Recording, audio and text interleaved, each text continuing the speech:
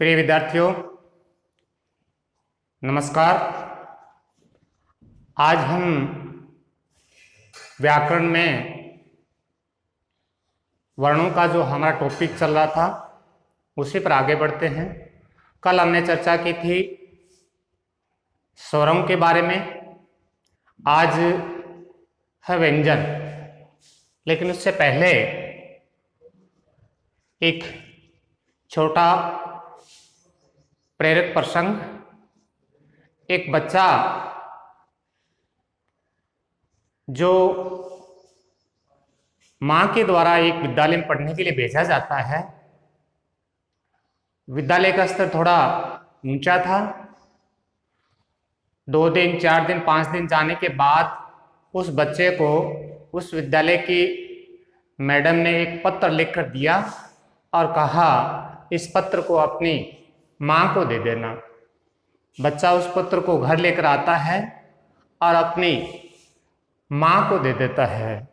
मां है वो उस पत्र को पढ़कर रोने लगती है। बच्चे को बड़ी चिंता हुई और वो मां से पूछने लगा कि क्या बात है मां, इस पत्र में ऐसा क्या लिखा है कि आप रोने लगे। मां ने धैर्य के साथ अपने आप पर नियंत्रण किया और कहा नहीं नहीं, ऐसी कोई बात नहीं है। लेकिन फिर भी बच्चे ने जिद की तो मां ने कहा बेटा, इस पत्र में ये लिखा है कि ये विद्यालय जो है आपके बच्चे को पढ़ा नहीं सकता, क्योंकि आपका बच्चा बहुत होशियार है, जीनियस है। ऐसा कह करके और मां ने कहा बच्चा, अब मैं पुत्र आपको मैं घर पर ही पढ़ाऊंगी। ऐसा कहने के बाद मां ने उस बच्चे को, अपने पुत्र को घर पर पढ़ाया और आगे चलकर वह एक बहुत बड़ा वैज्ञानिक बन गया। वैज्ञानिक बनने के बाद एक दिन वह अपनी संदूक से कागजों को ढूंढ रहा था और उन कागजों के ढूंढते वक्त उसे वो चिट्ठी मिल गई जो बचपन में उसकी मैडम के द्वारा दी गई। बच्चे ने उस चिट्ठी को पढ़ा और पढ़ते ही भावुक हो गया और रोने लगा। उस चिट्ठी में लिखा था कि आपका बच्चा मानसिक रूप से बहुत कमजोर है, हमें माफ करें, हम आपके बच्चे को हमारे विद्यालय में नहीं पढ़ा सकते। अर्थात इतना कमजोर बच्चा है कि इसको पढ़ाने लायक हमारे विद्यालय में अध्यापक या अध्यापिका उपलब्ध नहीं है। जब बच्चे ने इस चिट्ठी को पढ़ा तो बहुत भावुक हो गया, रोने लगा। और वह बच्चा कौन था आपको पता होना चाहिए, जिसने बहुत सारे आविष्कार किए। सबसे पहला आविष्कार था बल्ब का आविष्कार, टेलीग्राफ का आविष्कार, यानी बहुत सारे आविष्कार किए थे। थॉमस एडिसन एल्वा, जिसने सबसे पहले बल्ब के आविष्कार को करके और पूरे संसार को चकित कर दिया।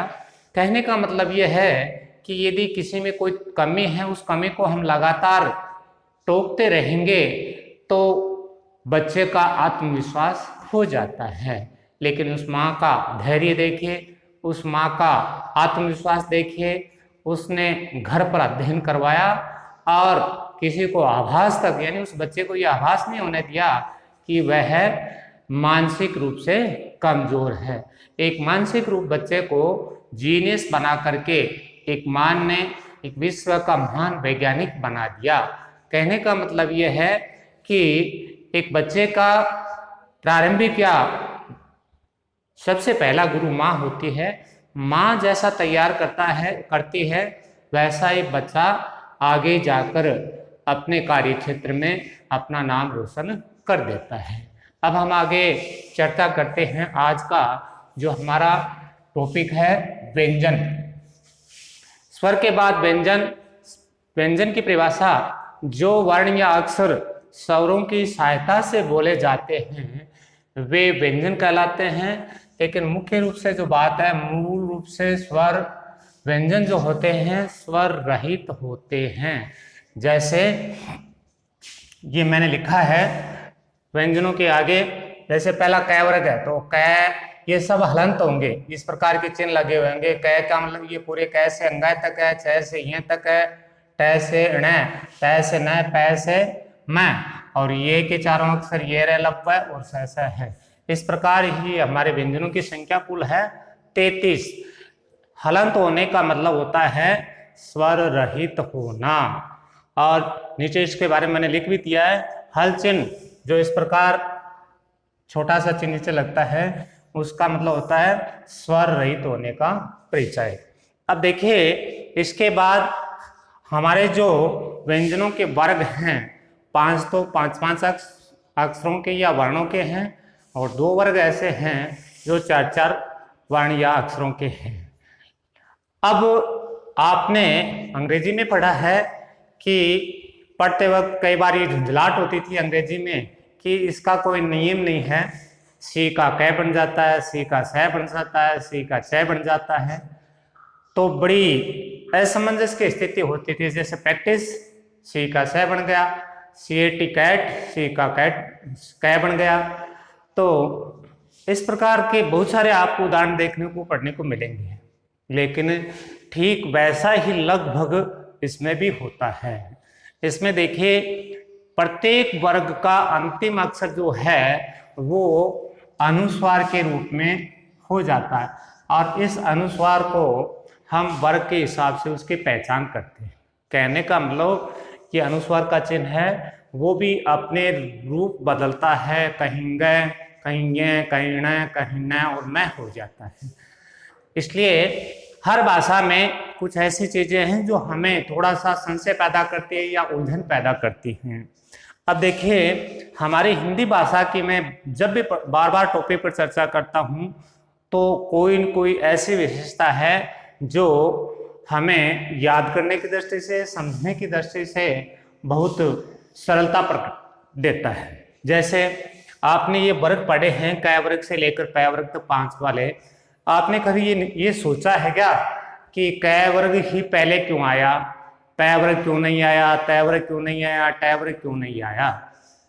अगर नहीं सोचा है तो आपको ऐसी जिज्ञासा रखनी चाहिए कि ये क्रम ऐसा क्यों हुआ। तो इसके पीछे जो मुख्य कारण है वो आज मैं आपको बताता हूँ और आपके समझ में भी आ जाएगा। देखिए हमारे मुंह के 5 भाग हैं जिनमें हमारी ध्वनि या आवाज निकलने के अलावा प्रत्येक अंग का अपना मुख्य रोल होता है। जब भी आप बोलते हैं तो मुंह का जो सबसे पहला भाग होता है वो कंठ, तो कंठ मुंह का सबसे पहला भाग। उसके बाद नंबर 2 पर आता है जो बीच का ऊंचा भाग जिसे तालू कहते हैं। तालू से आप थोड़ा आगे जाएंगे, दांतों के पास वाले भाग को मूर्धा कहते हैं। मूर्धा के बाद हमारे दांत आ जाते हैं और दांतों के बाद होठ। इस प्रकार ये 5 मुख्य अंग है। इन्हीं का इसी क्रम में इन्हीं का नाम रखा गया है।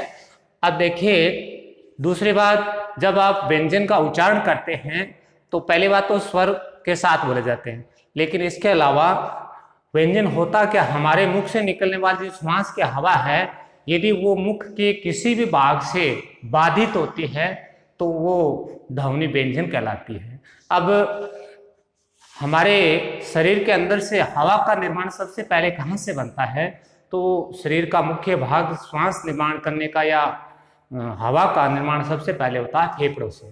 फेफड़ों से जो हवा निकलेगी और फेफड़ों से हवा निकलने के बाद जैसे वो कंठ से होते हुए होठ तक गुजरेगी तो मुंह का जो भी भाग उसको रोकेगा, उस रोकने वाले स्थान के हिसाब से ही इन व्यंजनों का निर्माण हुआ है। सबसे पहला वर्ग है हमारा कै वर्ग। कै वर्ग में आप जब बोलकर देखेंगे, आप अभ्यास करके देख सकते हैं, कै, ख, ग, घ, ङ। मुंह का ऐसा कोई पार्ट या भाग नहीं है जो कहीं टच होता हो। सारी की सारी ध्वनियां हैं वो कंठ से निकलती हैं, इसलिए इनका नाम रखा गया कंठ। पहला भाग कंठ होने के कारण ही कंठ से शुरुआत हुई। इसके बाद दूसरा वर्ग हमारा है चै वर्ग। चै वर्ग में मुख का दूसरा भाग होता है तालु, आप प्रत्येक अक्षर को च से य तक बोलोगे तो आपकी जीवा है वो तालु को टच करेगी। तो 2 नंबर भाग हमारा तालु था, इसलिए इसे 2 नंबर पर रखा गया।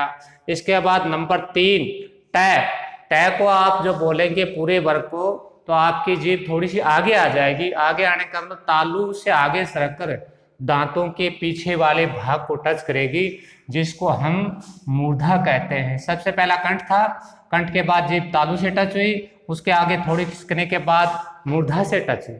अब मूर्धा के बाद अंदर का जो भाग आ वो पूरा काम आ गया। इसके बाद जब आप तै, थ, द, ध, न इसको जब आप बोलेंगे तो आपकी जीभ दांतों से टच होगी। इसके बाद अगला वर्ग है पै, फ, ब, भ।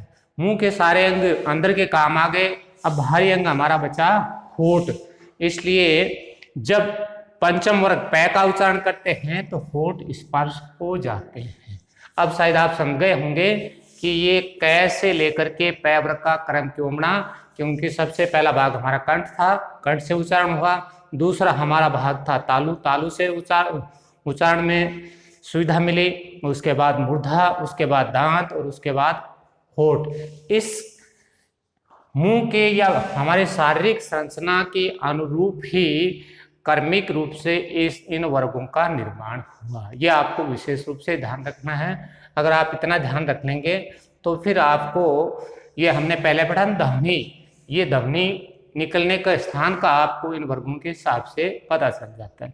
इसके बाद अब मैंने आपके सामने एक चार्ट रखा है, उस चार्ट में वो सारी बातें क्लियर की गई हैं जिससे आपको उच्चारण स्थान का पता चल जाएगा और ध्वनि का नाम का। देखिए चार्ट में ये तो 5 वर्ग है, कै, च, ट, त, प। इसके अलावा स्वर के स्थान भी इसमें तय हुए हैं और ये वर्ग भी तय हुए हैं।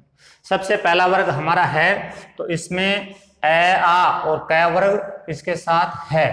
इनकी ध्वनि कंठ से निकलती है, इसलिए इनका नाम होता है कंठे। नंबर 2 पे आते हैं, छोटी ई, बड़ी ई और च वर्ग पूरा। उसके बाद ये और स। आप इनकी प्रैक्टिस करेंगे आपको पता चल जाएगा कि कोई सा भी अक्षर बोलोगे तो जीभ तालु के टच होगी, इसलिए इसका नाम होगा तालव्य। नंबर 3 में स्वर कुछ भी नहीं है, जहां डैश लगा हुआ है उसमें आपको कुछ भी काम में नहीं लेना है। तो इसमें कितने हो गए, ट के 5 वर्ग हो गए और एक ढ दूसरा है, ड़ और री। इस ढ और दूसरे ढ में अंतर क्या है आपने कभी गौर किया कि नहीं मुझे पता नहीं, लेकिन मैं आज आपको स्पष्ट कर देना चाहता हूं। ये जो ढ है नुक्ता रहित, जिसके नीचे बिंदु नहीं है, इससे हमेशा शब्द जो बनाया जाता है उसकी शुरुआत की जाती है। और ढ के नीचे यदि नुक्ता लग जाता है तो वो ढ शब्द के बाद या बीच में आता है।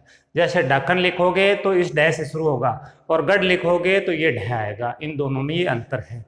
इसके बाद इसमें ये 3 और हो गए वर्ग के अलावा, ढ, ड़ और री।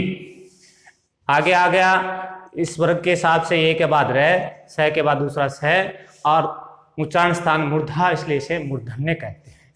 इसके बाद तय वर्ग में सिर्फ अपना ही है तय इधर तो, और उसके बाद ल तीसरा वर्ण ये वर्ग का और स वर्ग का तीसरा स।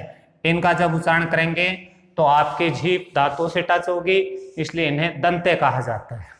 ये तो हो गए 5 वर्ग, 5वां बच गया। 5वें वर्ग में देखो पै, इनके आप उच्चारण की बार बार प्रैक्टिस करेंगे, अभ्यास करेंगे तो आपको पता चल जाएगा। ऊ दोनों होठ टच होंगे, पै वर्ग में दोनों होठ टच होंगे, इसलिए इसे औष्ठ और औष्ठ्य इसका ध्वनि का नाम। अब ऐसे कुछ अक्षर बच गए या वर्ण बच गए जो मुंह के अकेले किसी भाग से उच्चारण नहीं किए जाते। तो पहला है ए आई। इसमें क्या होता है, ए आई में ध्वनि कंठ से निकलती है और आई में तालु से टच होता है, इसलिए इसको कहा गया दोनों को मिलाकर के कंठ और तालव्य। जब आप ओ औ की ध्वनि करेंगे, स्वर की पहली ध्वनि कंठ से निश्चित रूप से आएगी, लेकिन इसमें होठ भी टच होंगे ओ औ, तो इसलिए इन दोनों को जोड़ दिया तो यह होगा कंठोष्ठ। अब बचा वह की ध्वनि जब आप करके देखेंगे तो निश्चित रूप से बार बार कोशिश करने पर आपको पता चल जाएगा कि वह की धमनी, दांत और होठ दोनों टच होते हैं, इसलिए इसका नाम होगा दंतोष्ठ्य। इस प्रकार देखिए, कल हमने स्वर की जानकारी प्राप्त की थी, आज हमारा व्यंजन का एक चार्ट के माध्यम से। अब याद रखने का देखो तरीका क्या, मैंने ए वर्ग स्वर का अलग से बना दिया है, इसमें सिर्फ वह शामिल है। ये आपका जो वर्ग है अक्सर वो सारे आ गए, ये इसी क्रम में ये रह, ताकि याद रखने में दिक्कत नहीं हो, और इसी क्रम में सहस है, अलग अलग खाने बना दिए हैं, आपके याद करने में कोई ज़्यादा दिक्कत नहीं होगी। अभी व्यंजन का पूरा भाग कंप्लीट नहीं हुआ है, अभी हमें नासिक के अंतस्थ ऊष्म और संयुक्त अक्षर की जानकारी भी प्राप्त करनी, वो हम कल पढ़ेंगे।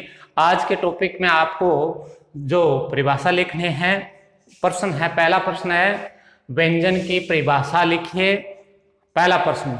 और दूसरा प्रश्न यह है कि ध्वनि उच्चारण स्थान के आधार पर ध्वनि वर्गीकरण के हिसाब से व्यंजनों का चार्ट बनाइए, यह आपको तैयार करना है। धन्यवाद।